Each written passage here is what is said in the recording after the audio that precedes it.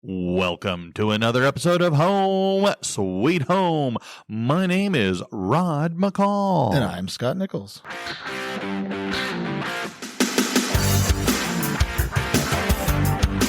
One of the perks of daylight savings time is I do like the more sunshine. Yeah, well, I mean, now that it's spring, we're actually quite a ways from the time change itself. Well, I know. Have you adjusted yet? Yeah, it's taken a few weeks, but yes. I just say I like the more sunshine. I'm a more sunshine kind of person than a less sunshine. Mm-hmm. I would not do well in Seattle. No, I wouldn't either. Although I have lots of friends there that love it. Do you ever lie? If I said no, would that be a lie? Yes. Yeah, I have. Yeah. I don't. Do you feel I like used you to. did it more as a kid? I think I did it more as a kid. I did it a lot in. It depend as I got older, less so. In the first marriage, I did a lot more than I do now. I find that since the divorce and was married to a chronic liar, I tell the truth pretty much consistent. I mean, like all the time. That I'm even really bad at, if you ask me what I got you for Christmas or what you're getting me for your birthday, I'll probably even tell you that too. Mm-hmm. I mean, I think everybody's lying about something. Well, true. I mean, I think it's in our culture, right? I mean, like we even have movies, right? Like Liar, Liar, Pretty Little Liars, True Lies. True. I mean, it's just it's just a part of human nature that to some extent we lie. Well, I mean, how many jobs are out there dependent on liars? I mean, if you're a politician, you're a liar. If you're a lawyer, you're considered a liar. Though we've met some lawyers that are far from it. Well, you said considered, right? Yes. So, no. Okay. So, where are you going with this? So I'm just, I think that as we, we're in April now, and so we're approaching the end of a school year, and we tend to work with teens. Yes. And for you and I, it's very late teens, right? Like these are people who are either adults now or considered to be 17, adults 18. shortly. Yeah. They're going out on their own in about 2 months. And, I still think that there's a lot of lying going on. Yeah. I'm not accusing anybody in particular, right? It's No. just, there's teens tend to lie. And I think that they lie more to their parents than they do to anybody. Yeah. I know I lied. Growing up, I did lie to my parents. What are you doing? Nothing. Where are you going? Out. With who? Friends. I mean, those kinds of things. I also think that it's easier to lie now than maybe sometimes it was when we were kids, because there's so much going on that phone, and you can hide it very easily, right? Yeah, not like the old days where you could pick up an extension and eavesdrop on. I mean, I grew up in a small town. If I lied about something, my mother knew it within 15 minutes. Yeah. You'd lie about where you were. Oh, what are you talking about? Like, so-and-so told me that you were down at the place, right? And it's like, oh, I can't get away with anything. My kids, we moved New Hampshire to Florida, but we lived in a small community. Okay. And I mean, my kids couldn't get away with anything because everybody knew where they were, and what they were doing all the time. So if they lied to me about something they were doing, it was like, although my youngest got away with it a little bit more, and she starts telling me recently of some of the things that she did when we lived there. And I was like, I just didn't need to know that. So I mean, not at this point, right? I mean, it's been 10 years. So, but I mean, I had those same things, right? Like I had things that I hid that I lied about. And, I think there's different motivations for lying. There's different, kind of common lies that we can see. And, I wonder if there's a way that we can spot some of these lies as parents and maybe, head them off at the pass kind of thing. Well, okay. Maybe if even all of them matter. Well, okay. I think something to consider, and this is something that I have looked at a lot more recently, is not so much the what you did, but the why you did. Motivation. So why, if you're a teenager, all right, if you're any person really, but Mhm. what is it? Why are you lying? Sure. So, because I can say that the number one reason why I would lie would be for shame. I am afraid. I don't want to disappoint you. Sure. So what I did, I know would make you disappointed, and I don't want you disappointed in me because I'm disappointed in myself. Mm-hmm. So it's easier for me to avoid your disappointment in me by lying to you. Right. And yet, whatever you're lying about can come to own you over that. Depending on what it is and how big it is. Mm-hmm. Yes. Because I know that, again, growing up, my parents were not afraid to use corporal punishment. And I think I don't begrudge them for it. Sure. Because they did it sparingly, and they did it in a way that, like, a lot of times they would go, okay, you go to your room and you think about what you did. Mm-hmm. And then, or you go to your room and you wait till your father comes home. And so these were dreadful things. Well, then when they would come to talk to you, a lot of times, okay, we're going to talk about what you did and why you did it. And okay, well, here's your punishment. And, you can take, a lot of times it would be just, a few swats on the butt, sometimes with a ruler, sometimes with a bare hand. But, it was never hard, and it was never done in anger. And so I look at it and I go, okay. But many of the times my punishment was always worse because I lied. Mm. And so, but again, it was that fear of disappointing them. Yeah. Fear of the consequences. But anyway, the biggest one I would argue is that I didn't want to disappoint you. So I didn't tell you. And I think that's probably the number one thing, right? Like, no matter what the actual lie is. Mm-hmm. And I think that there's some common ones, right? There's some common lies that we can see in teens, especially. Okay. In like what? So, like your grades, right? School performance. I mean, I used to rush home back when they used to mail, your grade the cards, report cards, right? Yeah. They would mail the report cards from the school, which was just a half sheet of paper with my schedule and the grades. Uh-huh. And I would rush home and I would grab that sucker out of the mail so fast, right? And try to head it off as long as I can. But I mean, you can't hide it forever. Eventually, True. my parents were like, "Where's the report card? Like, we know it's supposed to be coming." Uh-huh. And this was before email, right? Like, right. oh, is it, Johnny's kid got a report card. What's happening? Uh-huh. Where'd yours go? Uh-huh. And then they call the school and they get the grades over the phone. And so, I mean, you're just putting it off, right? So, but school performance is one of those things. You just don't do well, and so you're trying to hide it because your parents have an expectation. And honestly, my parents' expectation wasn't super high. I didn't have to get A's or anything. So yeah. But as you say that, I think the number one parent email that I deal with, and you probably do too, but is parents saying, well, my child said that the reason why their grade is bad is because you didn't do something. Mm-hmm. And so a lot of times I'm going, well, okay. That's just a different kind of lie about the same thing. Right? Well, yes. In which case, then it's kind of, well, I hear what you're saying. Let me share with you a different story. Yeah. And so that's the Genesis kind of lie, right? That's the well, God, you gave me the woman. The woman is the one who did it, right? I mean, that's just age old, right? Blame somebody else. Because the snake eventually immediately said, well, it wasn't me. Right. It was, I didn't. So, yeah.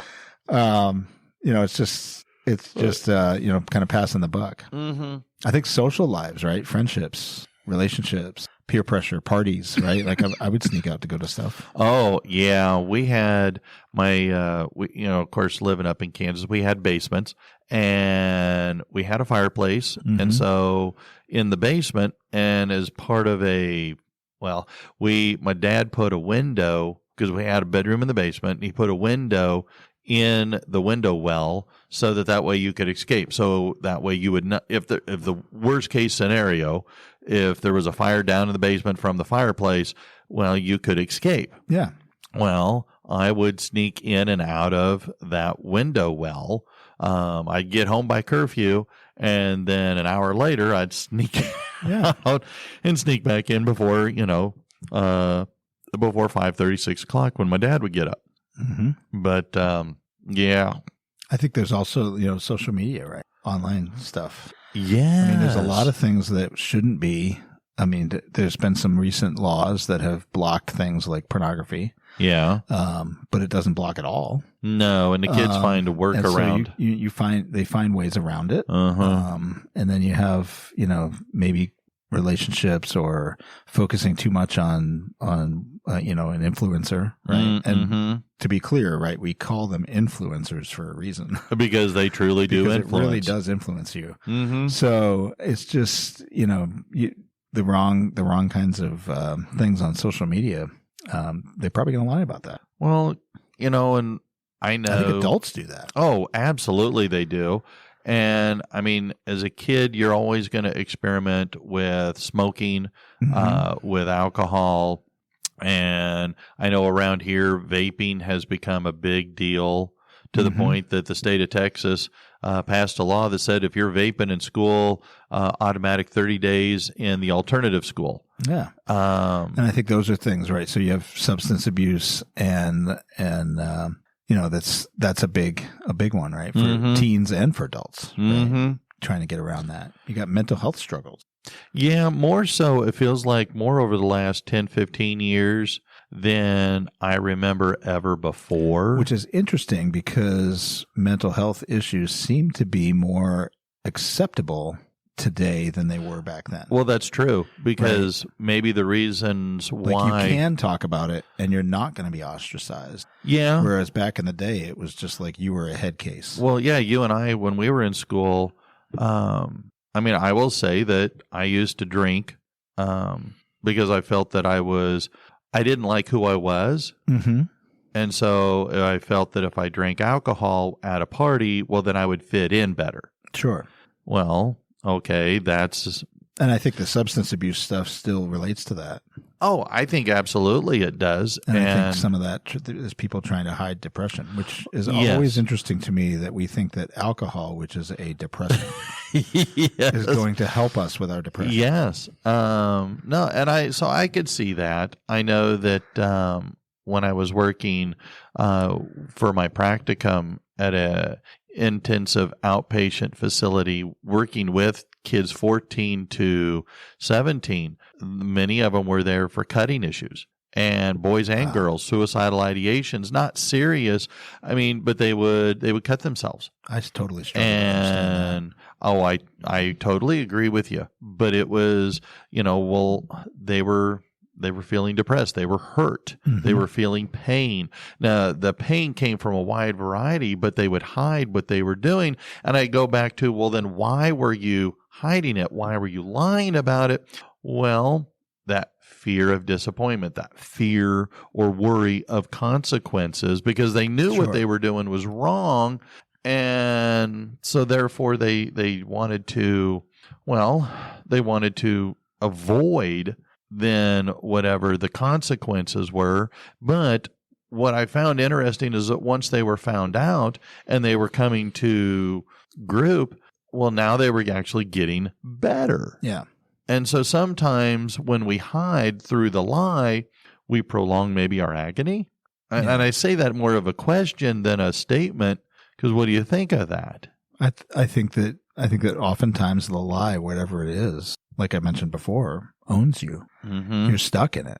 The only way to get out of the lie is to tell the truth. And if you could have told the truth, you would have done it to begin with. Mm-hmm. So telling the truth for some reason you feel like is going to cause you pain, so you lie, and then you lie again to cover up the lie. Yes. And eventually the lie owns you to some extent, right? And that can lead to depression and other things.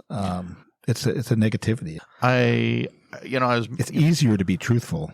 Oh, than it is to lie. I think that my experience with Eric's mother who was a chronic liar. Mhm. I mean, she would lie about things that you didn't need to lie about. Yeah. And My sister did that. She would lie about anything. Yeah. And it Why got is to the, why is the chair over there? She would lie about her. Oh, I didn't do it. uh-huh. Well, And it's kind of like nobody cares. Yeah. And it wore me out to the point that that's why to this day, I will tell you, you just ask. I am an open book and I will tell you whatever you want to know. Mm-hmm. And I have a thing up in my classroom that says, if you always tell the truth, you never have to remember what you said. And Exactly. Right? It doesn't own you. no. Right. And You can own the truth. It doesn't have to own you. Whereas lies own you, right? You can't own the lie. yeah. And, It's interesting. I see the kids here at school, and I've seen it everywhere I've been, that they will, I'll see very intelligent girls act stupid. And I will call and I'll say to them, why are you acting? Well, because I feel like if I show my true self, people won't like me. Mm-hmm. And well, that's a common thing for teens, right? Oh, I mean, absolutely. we want acceptance, and I think even adults want that. Oh, yeah, It's one of the reasons they lie about things like romantic relationships right? Or sexuality, right? Uh-huh. You want to be accepted in whatever group it is that you're in, or that you're seeking to get in. And when the fact is, if you have to work to get into the group, they're probably not your friends to begin with. So, but when you're a teenager, that's difficult. Well, because cool is one, it's fleeting. Two, it's always over there. And even the cool kids will argue, well, I'm not a cool kid. Mm-hmm. And I mean, I think that we're always struggling to try and find who we are. And that's, been reading up a lot and studying more on attachment theory. And, because attachment theory ties into how well, it's kind of, I don't want to go into a lot of it, but it's basically how we are raised and how when we have a strong, healthy attachment to our parents, and our parents give us the room to be free and grow and experiment, then that helps us out a lot. But even whether you have a healthy or unhealthy, being a teenager, going through adolescence, as you try and figure out, okay, well, who am I and where is my place in this world? Right. It's way more question and far fewer answers.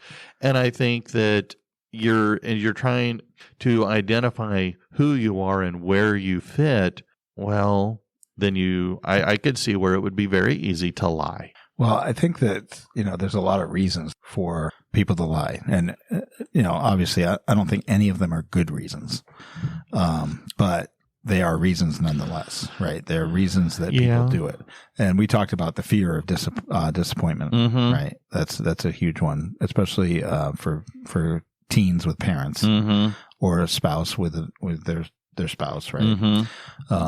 Desire for independence, privacy, right? Oh, yeah, true. Like what I do on my phone is none of your business. Yeah, which then begs the question, well, why do you have to hide it? Exactly. Peer pressure, right? That we talked about, social acceptance. Yeah. Definitely. And that I think that's true for adults as well. Uh-huh. I think that, this one, avoiding conflict, I think is huge for a lot of people. Like if I just lie about it, they'll leave me alone. Yeah. And I don't have to deal with. Well, yeah, because, one of the things that I used to do when I was married to Eric's mom, we never had money, mostly because she was blowing through it quicker than it could be made. And so I would kind of hide what I would spend money on. Mm-hmm. And so a lot of times, which is a big no-no in marriage. Well, oh, absolutely. Absolutely. But I would take, I did all the grocery shopping, and so I would get cash back at the grocery store. Sure. And I would pocket it. So then I would pay cash for good job. Whatever I was, it wasn't necessarily, it would just be something for entertainment or because I play Magic the Gathering. So maybe I'd buy some Magic cards or, I'd play poker once in a while with the guys. And so I'd have a little extra cash to play with. But Sure. I don't know. But you're right. It was a lot of it was to avoid conflict or having very unhappy, very unpleasant conversations. Right. So, Well, and then, we're all also teens might be trying to protect their parents, right, from worry. yeah, I got it. I'm not. I think I would do like when I was a kid. I was smoking when I was like 9, and I would hide that, right? Like you don't want to have them worrying about you Yeah. smoking, or if you're getting into that vaping or doing the substance abuse, like you don't want them to worry about you. Mhm. But at the same time, lying about it is keeping them from helping you, right? So Yeah. getting out of that. So it's just the lies end up kind of again owning us to some extent. Yeah, that's yes. And it has the opposite effect generally of what we think it's going to. And obviously teens are not in a place to recognize. No, that is correct. They're trying to live the no fear life, right?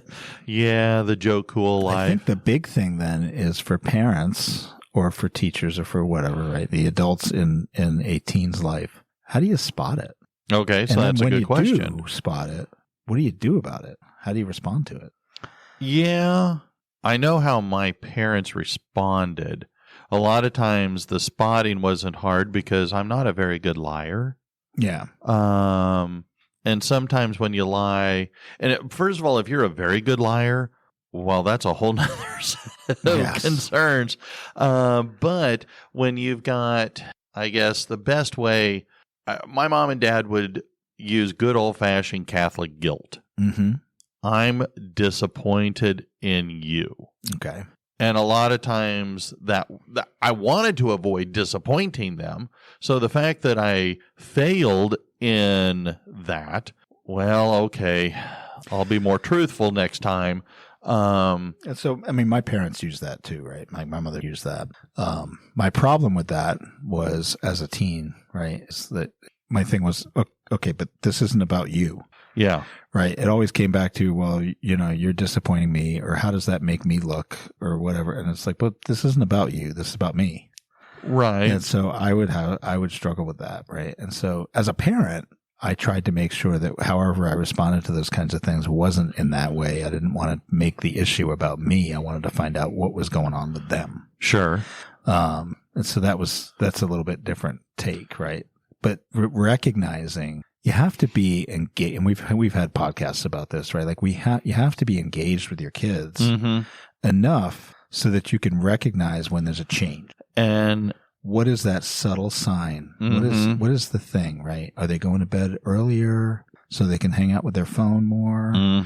Are they, are they really tired in the morning suddenly? Is there, are they just constantly walking around with bloodshot eyes, or something? Yeah. Some of the obvious signs. What are the subtle changes?